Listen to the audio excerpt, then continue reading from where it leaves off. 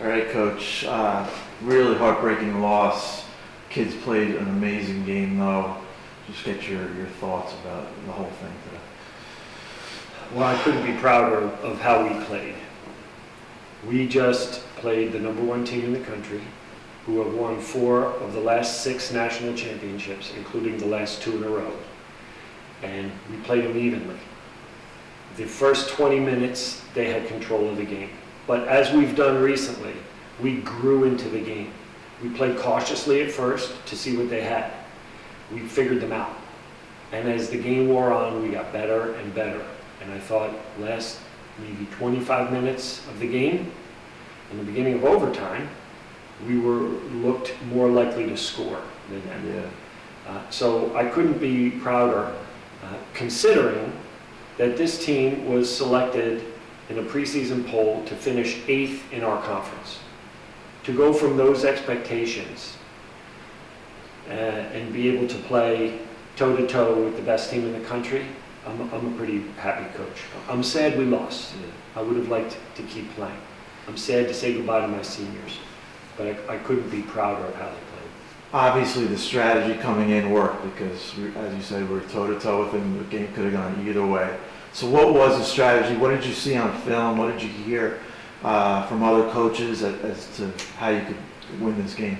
Well, we knew they were big. We knew they were physical. And most importantly, we knew they were very disciplined.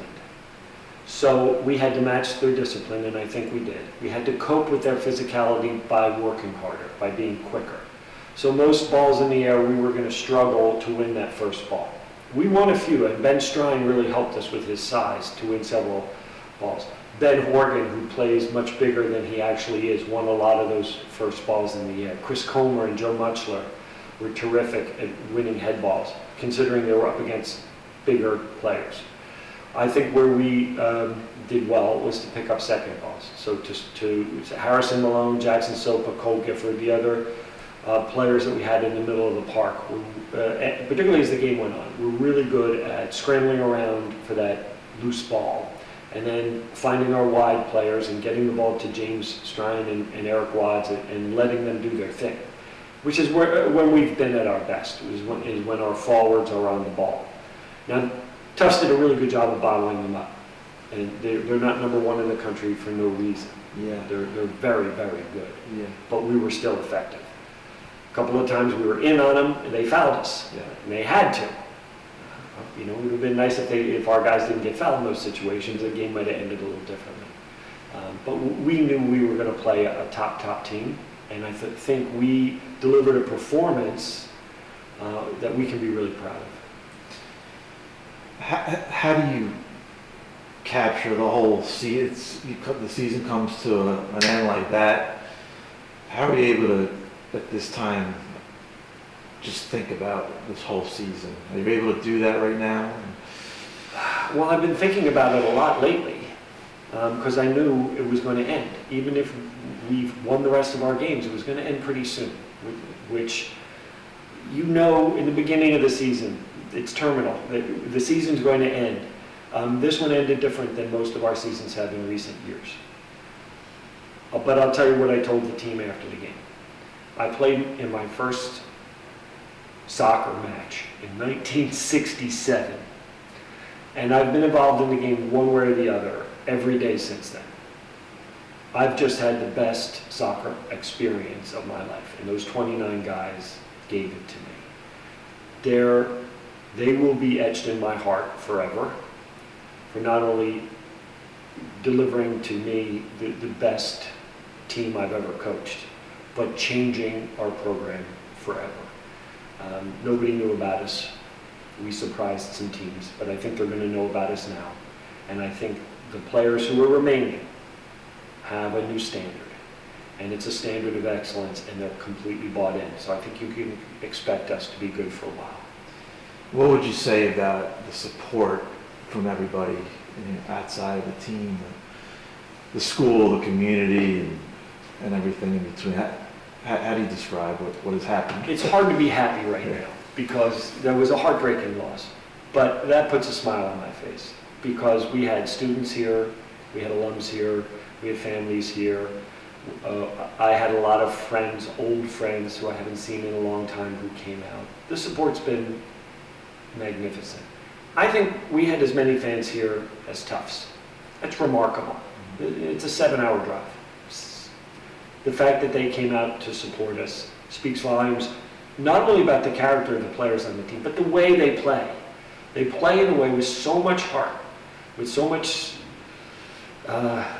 commitment, that they're fun to watch. I enjoyed watching every single game this year, and I imagine the fans felt the same way. They played in a compelling way, and I think we've built a fan base now, and hopefully that'll carry forward.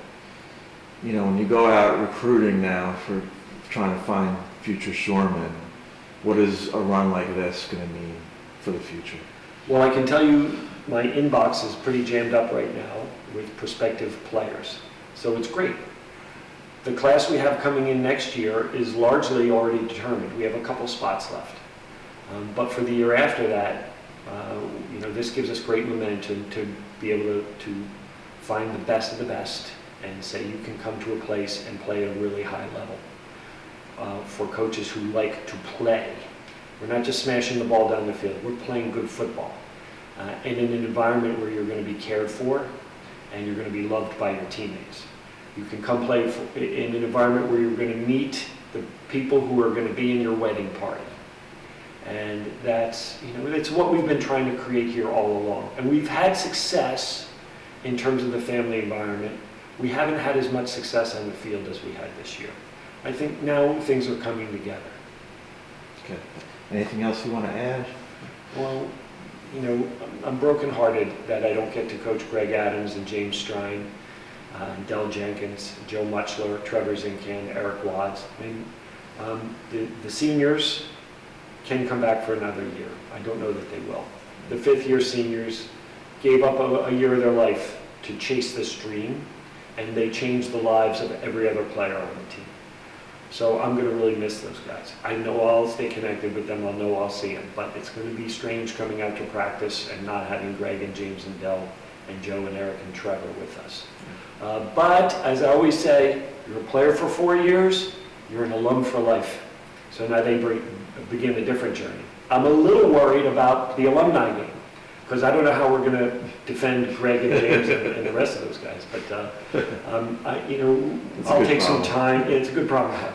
I'll take some time to reflect on this, and I'm sure when the sting of the loss begins to fade, then the real value and glory of this year will really set in. It's been a magnificent year. Thank you, Coach. My pleasure. Thank you.